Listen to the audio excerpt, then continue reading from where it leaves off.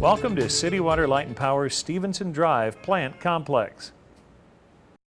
This is where CWLP, Springfield's municipal utility, produces most of the electricity and all of the drinking water used by local residents and businesses, as well as several other nearby communities. Because you're currently visiting the complex, or you will be in the near future, there are some things you need to be aware of to ensure your personal safety while you're here. This video will provide you with information about 3 specific topics: CWLP's equipment lockout-tagout system, 2 highly toxic chemicals that are stored here, anhydrous ammonia and chlorine, and our evacuation procedures in the event that an emergency should take place on the plant grounds.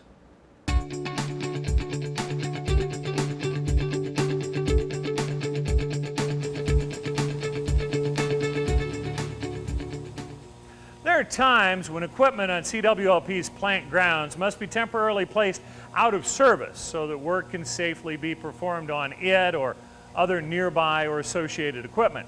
On such an occasion, the equipment will be marked with a lockout-tagout card like this until it can safely be returned to operating condition. This card should be treated as if it were a padlock that can be removed only by a person authorized to do so. If you should encounter a valve, electrical breaker, mechanical restraint, or any other piece of equipment with this type of card attached to it, do not attempt to operate or move that equipment. CWLP's safety regulations allow the lockout-tagout procedure to be implemented only by authorized CWLP personnel. If your presence on our plant grounds requires you to work on any of our equipment or systems, you must coordinate your activities with your CWLP contact person so that all necessary arrangements, including lockout-tagout, can be made to protect you and all other plant visitors and employees. If you should witness anyone violating CWLP's lockout-tagout procedures, or you find a lockout-tagout card lying loose on the ground, please contact the CWLP Security Office at 757-8600 immediately to report it.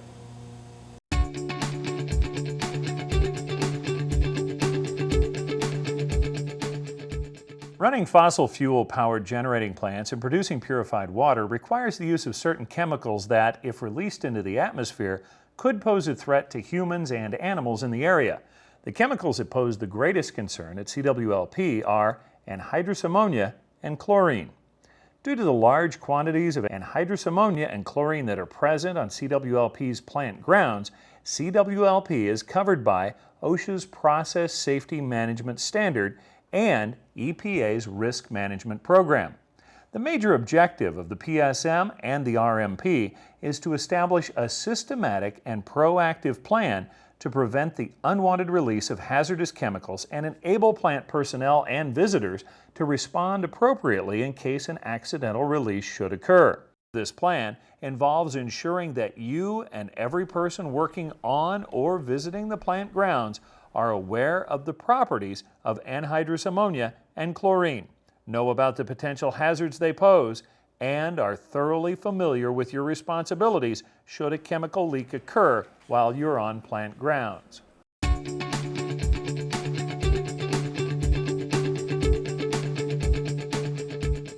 Part of the normal operations of the CWLP Electric Division involves emissions control. One of the byproducts of burning coal and other fossil fuels is nitrogen oxides, NOx. CWLP uses selective catalytic reduction systems to remove 90% of the NOx emissions from our coal-fired generating units.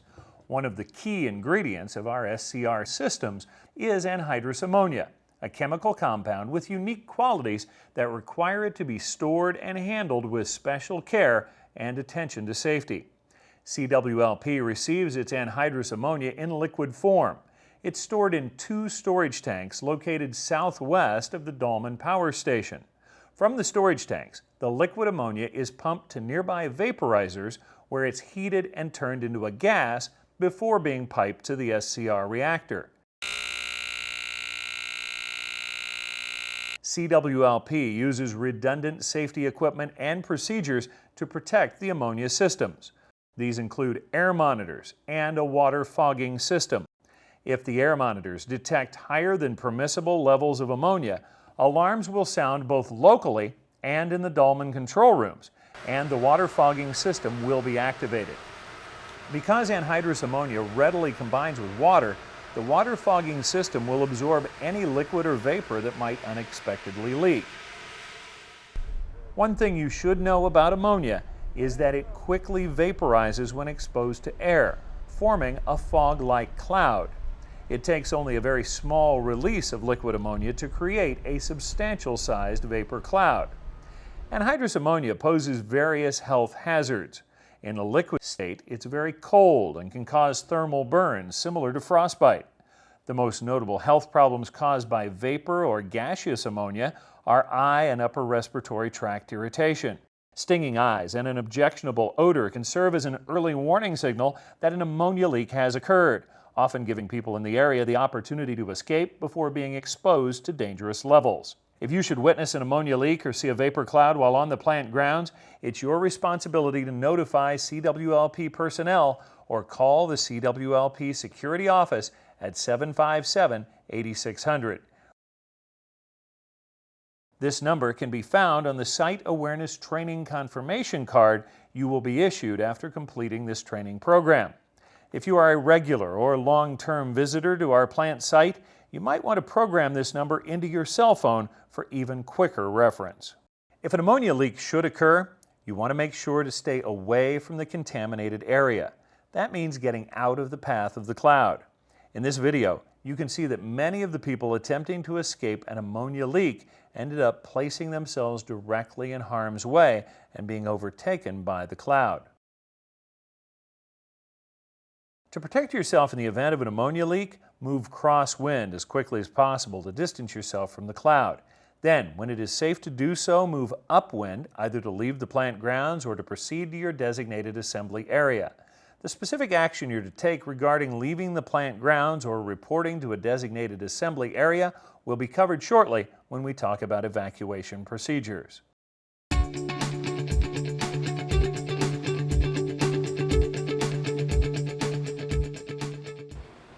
CWLP uses chlorine at the water purification plant to disinfect the water.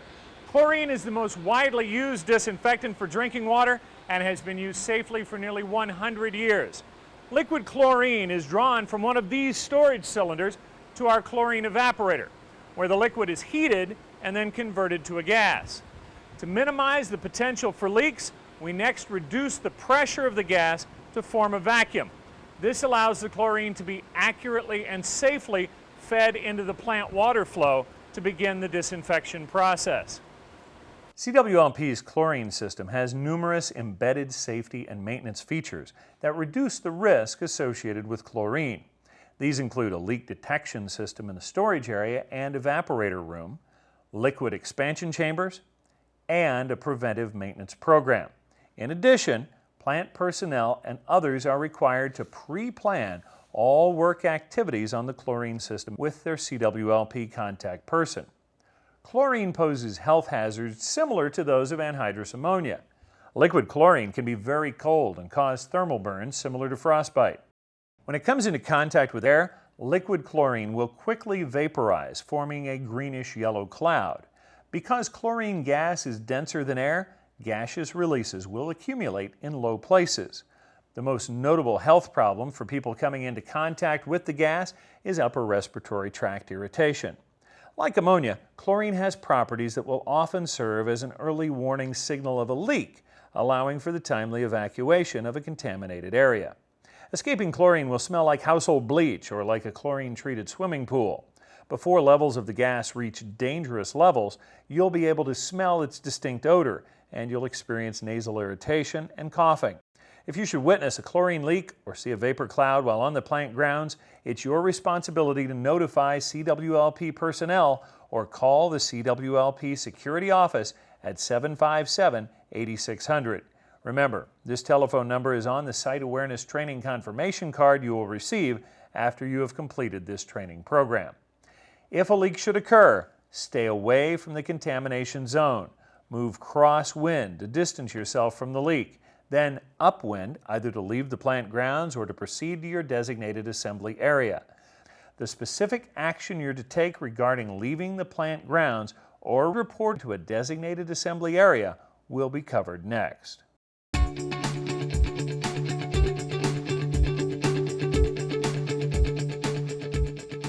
If an ammonia or chlorine release, fire, or other emergency should occur, all persons on the plant grounds, including visitors and non-employee workers, are expected to follow a prescribed set of safety procedures. If you are the first person to witness such an emergency and you cannot find a CWLP employee to report the emergency to, you can use your cell phone, if you have one, to call the CWLP security office yourself. The security office will alert the power and water plant control rooms of the situation so emergency evacuation procedures can be implemented. CWLP's emergency evacuation procedure has two primary purposes. The first is to alert personnel and visitors of the need to evacuate most areas of the plant complex and to assemble in one of the 7 designated assembly areas. The second purpose of the procedure is to allow CWLP to account for all personnel and visitors and identify anyone who might be missing or in need of assistance or rescue. As soon as an emergency is reported and verified, an evacuation alarm will be sounded. Following the alarm, attention plant personnel, evacuate to the assembly area. Listen for any special instructions that might be announced over the Gatetronics system. If you are in a vehicle when you hear the alarm, unless you hear a Gatetronics announcement instructing otherwise, you should exit the plant grounds as quickly as you safely can, being sure to avoid the contaminated area. If you are on foot, you should proceed immediately to your designated assembly area. The assembly area you use will depend on your location on the plant grounds when the evacuation alarm sounds. The assembly area for the Dolman 3 power station is the lunchroom, located immediately behind the Dolman 31 track bay. For the scrubber, the assembly area is located between the control room and the lunchroom. For the maintenance building, the assembly area is in the lunchroom. For the crusher house, the assembly area is the coal house control room. For the Dolman 4 power station, the assembly area is the first floor foyer of the station's administration building. For the filter plant, the assembly area is the lobby. There is also an assembly area in the break room of the security building. On rare occasions, a large on-site contractor might develop its own emergency assembly plan. This type of alternative plan must be approved by CWLP. If your employer has an approved plan that differs from CWLP's, you need to follow the procedures outlined in your employer's plan. Each of CWLP's emergency assembly locations is identified by this type of sign. Do not exit a building to go to an assembly area in another building unless you are instructed to do so. Once you reach your assembly area, you will receive further instructions, and decisions regarding evacuation or sheltering in place will be made. Unless otherwise instructed to do so, do not leave the assembly area.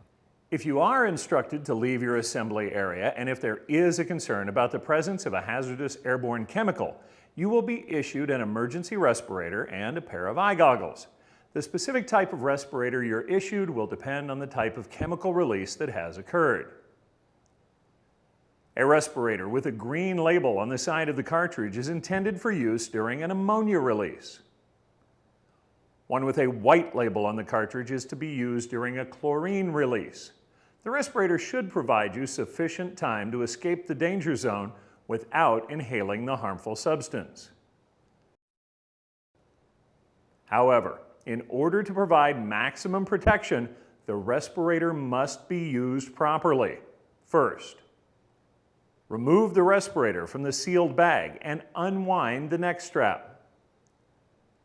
Place the strap over your neck with the belt clip against your chest. Next, place the nose clamp across the rear of your nostrils to prevent nasal breathing. Then remove the mouthpiece protector and insert the mouthpiece into your mouth, positioning the flange between your lips and teeth. Use your teeth to grip the protruding lugs of the mouthpiece. Do not attempt to speak while wearing the respirator.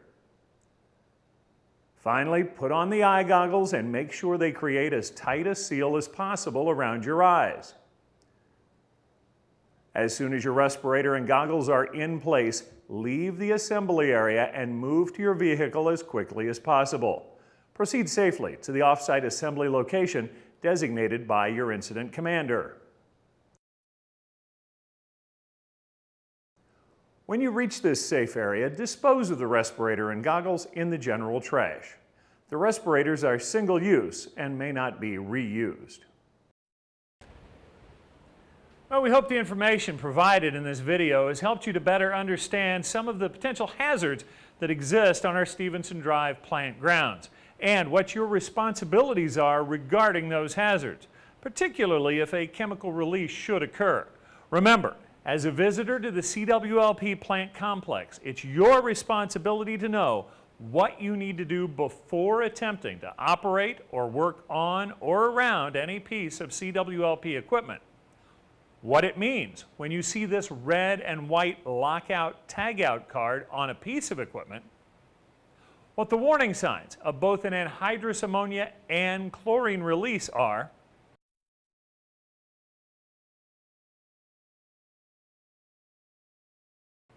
and how you must respond should a chemical release occur during your time here.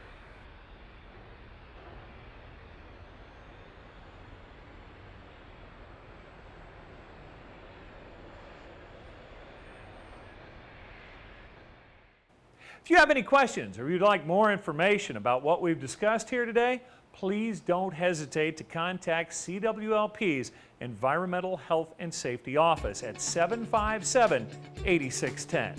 Thank you.